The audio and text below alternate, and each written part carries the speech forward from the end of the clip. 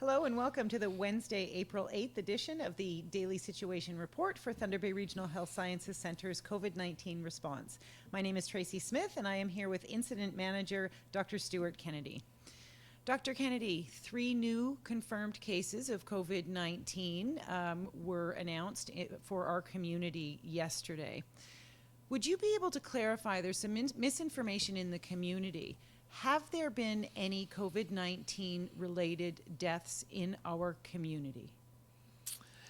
So, Tracie, it's a great question because there's a lot of sort of misinformation out in the community, and we try to clarify any of that at these daily updates. So right now we have 3 confirmed COVID-19 patients in our hospital.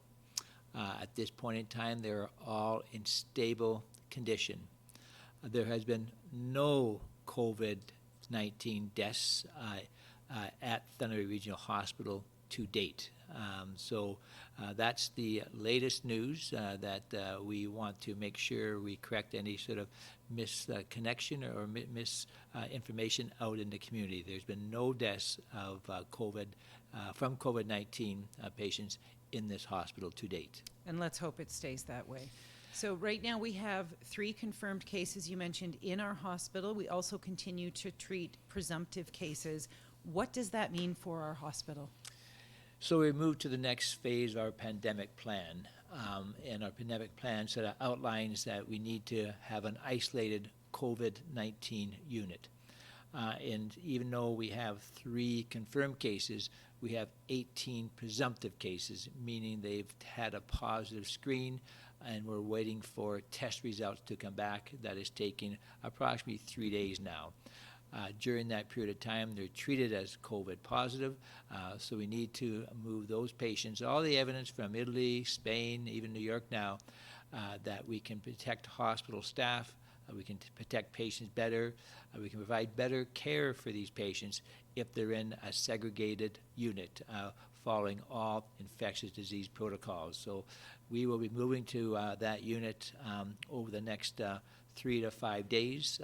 We're getting that unit ready with making sure they have enough equipment, having enough computers, having a sterile environment as best we can. We're also looking at access to the hospital from staff, what entrance they're going to use. We're updating through simulation. We're having our education team simulate COVID positive patients, so they're up to date on donning their PPE equipment. And Tracie, was really quite special in that we held an education session with a number of the staff on 3A and other professional staff, and I think about 80 attended this morning. We had our specialist, Dr. Gamble from Infectious Disease, and Dr. Ahmed, who is our chief of staff, and myself, and we had Peter Voros and Megan Sharp, our chief nursing officer, and we just answered a lot of the concerns that the nursing staff, I think their housekeeping staff, the professional staff, and the allied health staff had. And it was an engaging session. There was definitely great questions, great concern. We need to do everything possible to support our staff in this high-risk environment. And we tried again to answer their questions the best we could because things change in this environment. Things change at the provincial level, federal level on a day-to-day basis. We will have the PPE supplies delivered. We will have the education for them to do the best we can as we move into this COVID-19 isolated area.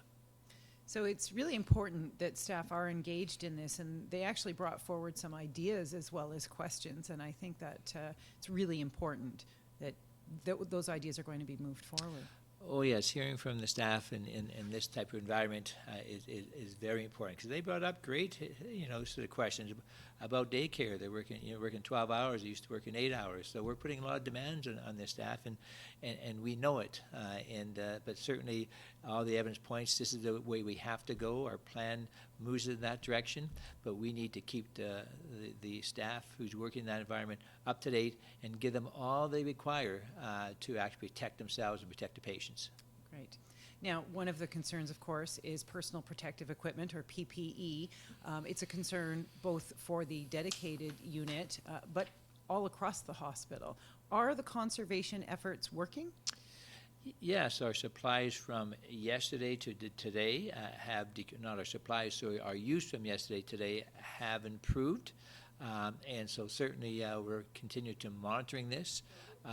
There's been a few hiccups, and with those hiccups, we need to make sure we fully instruct our staff to preserve them. And we're a little bit behind in getting how best to preserve them. So we're working right now diligently to actually have a sort of a medically evidence sort of collection station that we can preserve them and return them to the staff, and making sure they are sort of sterilized and they're ready for reuse. So we had a few hiccups there. There was concern mentioned by some of the staff, but certainly we're working at an accelerated effort to make sure we conserve all the N95s, all the gowns, and they can be reused. But when they're reused, we have to make sure they're safe to reuse and they're sterile again. So that's what we're working on right now. And there's a concern, though. PPE is a concern, again, not only in Thunder Bay. It's a concern with the police, with the first responders, with the First Nations, Indigenous communities, Ontario, Canada, the world. And that's who we're competing with right now.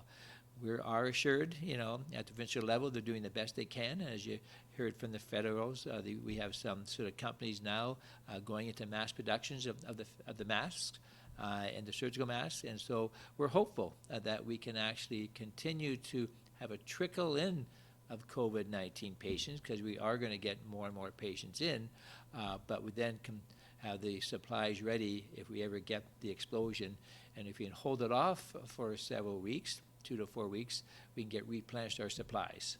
Okay, what about donations from the community in terms of PPE? Is that helping? Oh, the communities have really stepped up, and if anything, we're a little bit behind from the hospital perspective. How to sort of get all these donations in, assess them to make sure that they are up to standard.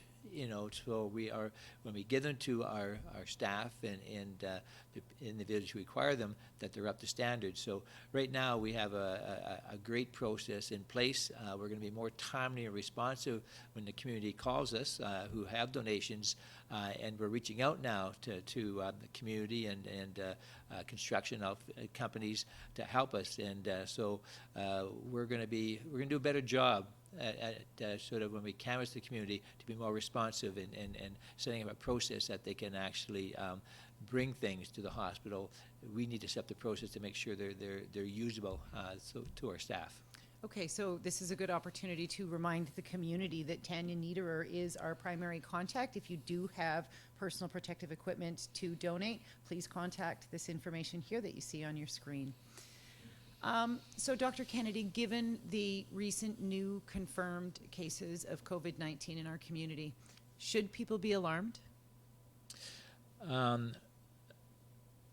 Concerned, because we have a number of cases in the hospital now, but they need to continue to keep up what they're doing is with the physical distancing. So, because it's most important, even though we are concerned with the PPE supply, we're concerned with our health of our healthcare workers. What we need to do is really have the community still practice what we need to prevent spread in this community, and that is the physical distancing, the staying at home, but also taking care of yourself. And if you have to come to our hospital, we are ready for you. Our occupancy now is less than 60%, so we are ready to admit patients into a safe environment. But certainly we still need the diligence of our community members, which I do think we have. So I think from our perspective, we're doing the best we can. We have prepared for this. There's still concern. What will help us here in Thunder Bay, as I've said many times on these discussions, we need to do in-house testing so we get that turnaround in several hours. We're still battling other suppliers to get the necessary supplies here so we can do that. But having talked to Ontario Health, they're assuring me that we will be able to be ready to do in-house. We're hoping still by the end of next week, when we're pushing all the buttons in the right areas.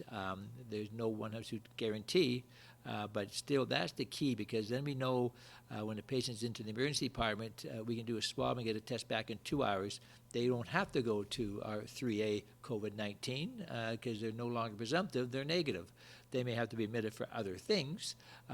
Also, our operative cases, we know then they're negative. We're not exposing our ICU physicians. We're not exposing our operative physicians and nurses and anesthesiologists to a sort of an unknown case. So we need to bring more certainty to our diagnostic tools so we support our staff and the community. Great work putting all of those measures into place, and we still need the help of the community, so please continue your fantastic work in terms of physical distancing, staying home, and practicing great hand hygiene. We're in this together, and we'll get through it together. Thank you. Thank you.